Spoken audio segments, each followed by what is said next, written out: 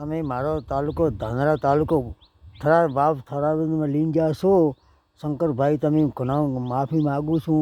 મારો ધાનેરા તાલુકો પાલનપુર સાથે જોડાયેલો છે, છતાં પણ તમે થરાદ જિલ્લામાં તમે ધાનેરા તાલુકો લઈને જાઓ, તમે ભગવાન તમને માફ નહીં કરે.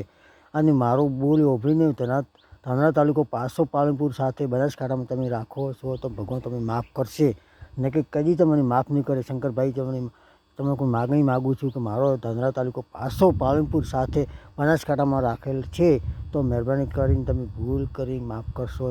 અને ધાનેરા તાલુકો તમે શંકરભાઈ તમે પાછો આપો તો ભગવાન તમારું સારું કરશે, ને કદી સારું નહીં કરે.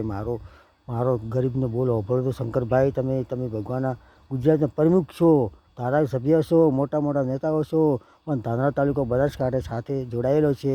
અને મહેરબાની કરીને ધાનેરા તાલુકો પાછો આપવામાં આવશે તો ભગવાન તમારું સારું કરશે, ને કે કદી સારું નહીં કરે. ગરીબની હાય લાગશે અને ગરીબને બધા વિચારો ભગવાન તમારો બોલ મળશે. ભગવાન તમારે ભગવાનના દરીખાના નહીં પકાડે. ભગવાન સારી રીતે ભગવાનના ઘરે લાવવાનું છે. ધાનેરા તાલુકો પાછો પાલનપુર સાથે જોડાવા માગણી માગીએ છીએ. શંકરભાઈ, તમે પાછો આપી દો મહેરબાની કરીને, અને ભગવાન સારું કરશે. ને કે તમે ધાનેરા તાલુકો થરાદ જિલ્લામાં લઈને આવશો તમે ભગવાન ખોટું કરશે, કદી ભલું નહીં કરે તમારે.